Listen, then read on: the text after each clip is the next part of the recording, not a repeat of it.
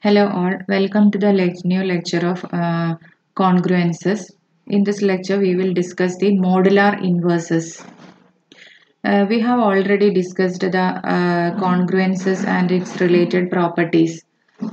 So now we are going to discuss the congruences involving some variables. So in the linear congruence, Ax congruent to B modulo M, if B is equal to 1, then we have Ax congruent to 1 modulo M has a unique solution if and only if GCD of A comma M equal to 1. So when we discussed about the linear congruences, that means congruences of the form Ax congruent to B modulo M, we have already seen that this congruence has a solution if and only if GCD of AM divides B. So if B is equal to 1, we can have the linear congruence Ax congruent to 1 modulo M has a unique solution only if and only if GCD of AM equal to 1, since the only divisor of 1 is 1 and minus 1. So GCD of AM equal to, if the GCD is equal to 1, then the congruence Ax congruent to 1 modulo M has a unique solution. So for example, if GCD of AM equal to 1, then there is a unique least residue X such that Ax congruent to 1 modulo M. Then that A is said to be invertible. That means if the GCD of AM equal to 1, then the system or the congruence Ax congruent to 1 modulo M will have a unique solution. Then in that case A is said to be invertible and that X is called the inverse of A modulo M.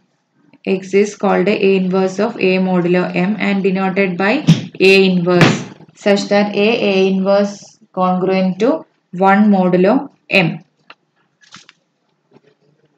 Now if A inverse is itself is A, then A is said to be self-invertible. For example, we have 7 into 8 is congruent to 1 modulo 11 because 7 into 8 is 56, 56 minus 1 is 55 divisible by 11. So 7 into 8 is congruent to 1 modulo 11. So we can say that 7 is invertible and its inverse under modulo 11 is 8. And we can see that GCD of 7 comma 11 is equal to 1 that divides 1. Also 10 is its own device under modulo 11. So if we consider 10x congruent to 1 modulo 11, we have x is equal to 10 satisfies this. That means 10 into 10 is congruent to 1 modulo 11. So we have 10 has its own inverse under modulo 11, or 10 is said to be self-invertible. Next we move to one theorem, that is the unique solution of the linear congruence Ax congruent to B modulo M where GCD of AM equal to 1 is the least residue of A inverse B modulo M. So we have to find the least residue of Ax congruent to B modulo M. So we have the linear congruence Ax congruent to B modulo M and such that Ax GCD of A comma M equal to 1. So first of all we have to check whether this congruence is solvable or not. So since GCD of A comma M equal to 1, we have GCD of AM 1 divides B. So the linear congruence Ax congruent to B modulo M is solvable. Now one more thing is that since GCD of A comma M equal to 1, we have A has an inverse modulo M, isn't it? That we have already by the definition of the modular inverses. So A inverse exists under modulo M. A inverse exists. Now multiply the congruence Ax congruent to B modulo M on the by the A inverse. Multiplying on both sides of the congruence, we have A inverse Ax is congruent to A inverse B modulo M. Now A inverse A is congruent to, or since A inverse is the inverse of A, we have A inverse A congruent to 1 modulo M. So we have 1 into X congruent to A inverse B modulo M. So X is congruent to A inverse B modulo M. That means the solution of the linear congruence Ax congruent to B modulo M is the least residue of A inverse B modulo M if a GCD of AM equal to 1. So we have applied the inverses for calculating the solution of the linear congruences. So these are the main application of the modular inverses or inverses. If there exists inverse for A in this Ax congruent to B modular M, then it is very easy to solve the linear congruence. Now we find an example. Find the last non-zero digit from the left in the decimal value of 234 factorial. So we have to find not the last digit but last non-zero digit of the 234 factorial. We know that from 5 factorial onwards, there will be zeros will be coming in the n factorial. So all the last digit of n factorial for n greater than or equal to 5 will be 0, and there may be the number of trailing zeros. We have already discussed about the number of trailing zeros in n factorial. So but here the problem is to find the last non-zero digit in the decimal expansion of 234 factorial. So before moving to the solution or before trying to solve, first we notice that the product of 4 integers between any two consecutive multiples of 5 is congruent to -1 modulo 5. This is a very important result which is needed here. So when we consider any three consecutive integers between any two multiples of 5, first of all we can take the first three integers 1, 2, 3 and 4. And we know that it is congruent to 1, 2, 3, 4. 3 into 4 is 6 into 4 is 24, which is congruent to -1 modulo 5. So this is root true.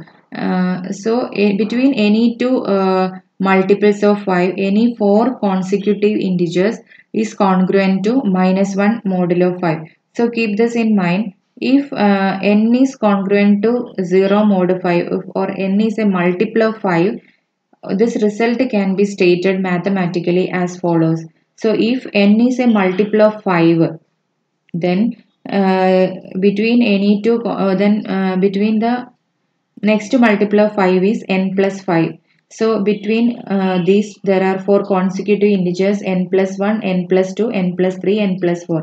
Since n is multiple of 5, this will be congruent to 1, 2, 3, 4 modulo 5, and we know that 1, 2, 3, 4 is congruent to -1 modulo 5.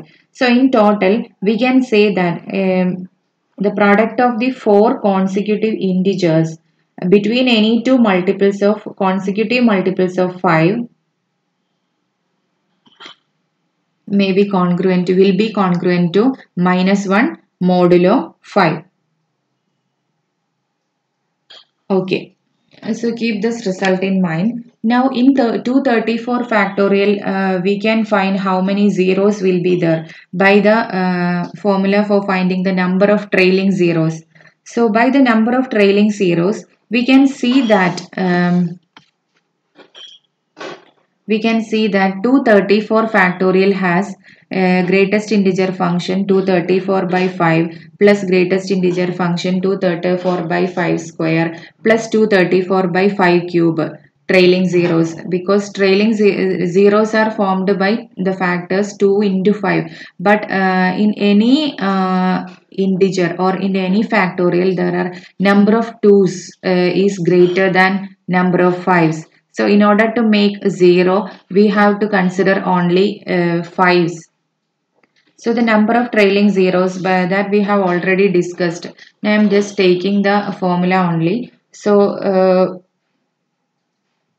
we have 46 plus 9 plus 1, that is equal to 56 trailing zeros. 56 trailing zeros in 234 factorial. So the last non-zero digit, and let D be the last non-zero digit in 234 factorial. Let D be the last non-zero digit. Digit in 234 factorial. So after D there are 56 zeros in 234 factorial. So the last non-zero digit D is the units digit in 234 factorial by 10 raised to 56, isn't it? There are 56 56 zeros are there. So the last non-zero digit can be considered as the units digit in the division 234 factorial by 10 raised to 56. So when we cancel all these 56 zeros, this will be the unit digit in that number are obtained by dividing, after dividing by 10 raised to 56. So 10 raised to 56 zeros are cancelled. And one more thing we have to keep in mind, that 234 factorial contains more 2's than 5's. So we can say that D must be even, isn't it? Because it contains more 2's than 5's. So D must be even. That means the last digit must be even. So the possibilities for D is 2, 4, 6 or 8. So out of these possibilities we have to determine what is D, which is the possible value. Now to extract the correct value of D, we compute 234 factorial by 10 raised to 56 modulo 5. So to extract the correct value, we compute what? 234 factorial by 10 raised to 56 modulo 5. And we know that any 230 is a multiple of 5, and the next consecutive multiple of 5 is 235. So between that there are 4 integers, 231, 232, 233 and 234. All these are, by our result, it is congruent to -1 modulo 5. Now 234 by 10 raised to 56 is equal to 234 factorial by 2 raised to 56 into 5 raised to 56. Now again we are splitting this as 234 factorial by 5 raised to 56 into 1 by 2 raised to 56.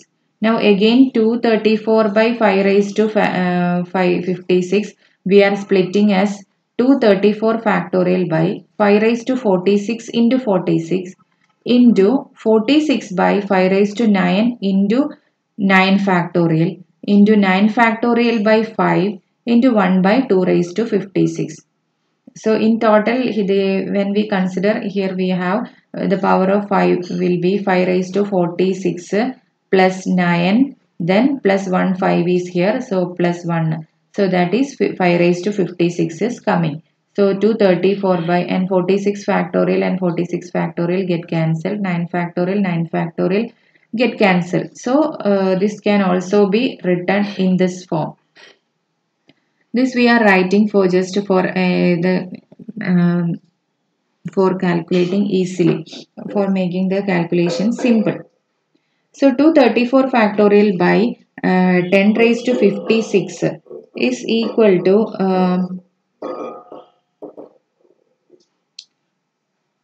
we have made it as equation number 1. Now we are calculating each one. each factors. 234 by 5 raised to 46 into 46 can be written as 230 factorial into 231 into etc. into 234 by 5 multiplied 46 times into 1 into 2 into 3 into etc. into 46. Now the numbers in the denominator we can write the product in some another way. First take 1 5 then 1 from 46 factorial. So 5 into 1 is 5. Now take the next 5 and 2.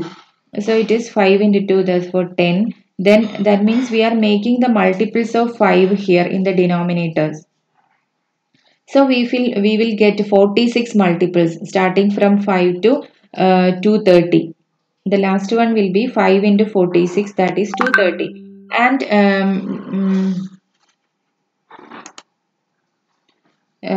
so in that case, when we cancel these all multiples of 5 from 230 factorial, we have 230 factorial. The first few factors will be 1 into 2 into 3 into 4 into 5 is cancelled. Then next 4 factors will be 6 into 7 into 8 into 9. Then the next factors 11 into 12 into 13 into 14 etc. The last one will be 226, 227, 228, 229 into the remaining part 231 into 232 into 233 into 234. So we have already know that any two the product of four integers between any two consecutive multiples. All these four factors are the first four integers or the four integers between two consecutive multiples of 5. So all these will be congruent to -1 modulo 5. And so there are up to 229, there are 46 factors. So this will be congruent to -1 modulo -1 raised to 46. Now one more factor is there, 231 into this one. So this is congruent to -1 modulo 5. So all this will be -1 raised to 46 into -1. So we have in total 234 factorial by 5 raised to 46 into 46 factorial is congruent to -1 modulo 5. Put it as equation number 2. Now in the equation number 1 we have to calculate 46 factorial by 5 raised to 9 into 9 factorial. So in this case also we will multiply each one factor 5 and each number in 9 factorial in order to get all the multiples of first 9 multiples of 5. Now cancelling this with 46 factorial, we have this is congruent to -1. 9 factors will be there. So up to this there are 9 factors. Then -1 raised to 9 into 46. We have 46 is congruent to 1 modulo 5. So we have -1 raised to 9 into 1 modulo 5. That is -1 modulo 5. Now consider 9 factorial by 5. So by cancelling 5 we have -1. This is congruent to -1 into -1, that is -1 square modulo 5 or 1 modulo 5. Now we need to calculate what? 1 by 2 raised to 56. So 2 raised to 56 we can write it as 4 raised to 28. Now we know 4 is congruent to -1 modulo 5. So applying that we have 4 raised to 28 will be congruent to by the theorem -1 raised to 28 modulo 5. So using that -1 raised to 28 is 1. So 2 raised to 56 is congruent to 1 modulo 5. Now substituting all these in equation number 1, we have 234 factorial by 10 raised to 56 is congruent to 1 modulo 5. So the last digit, non-zero digit in the unit place of this will be congruent to 1 modulo 5.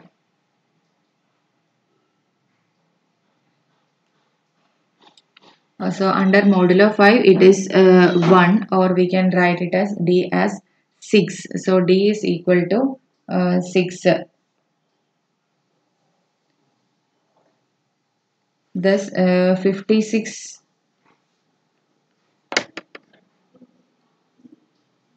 So the 56 zeros in 234 factorial follow the digit 6.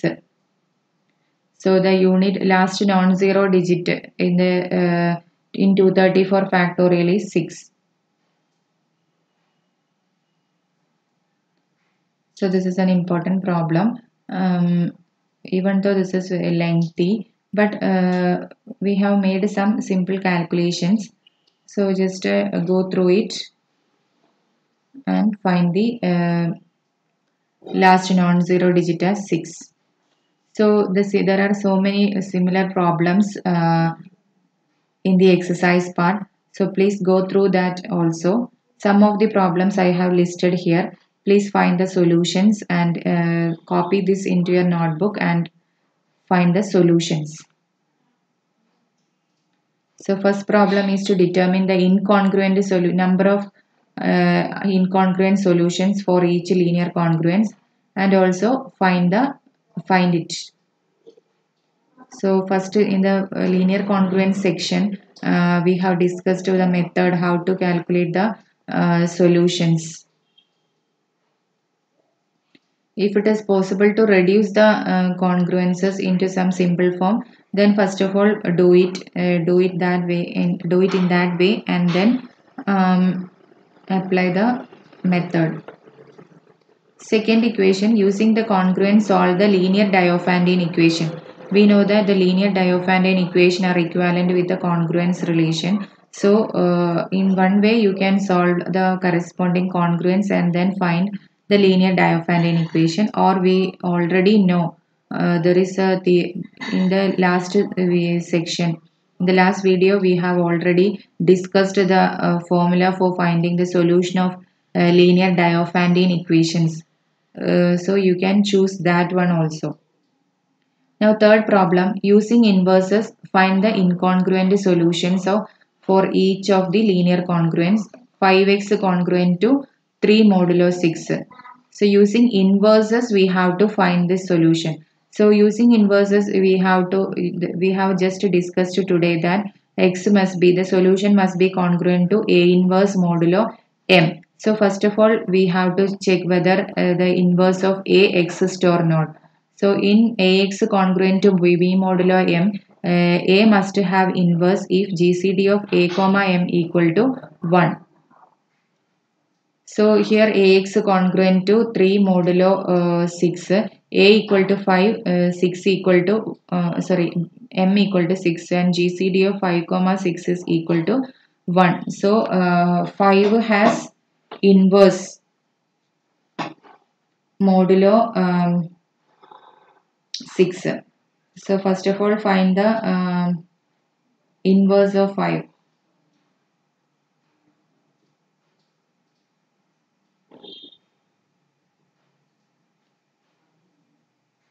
Five into 5, it is 5 into 5 is 25. 25 is congruent to, yes, 25 is congruent to 1 modulo 6.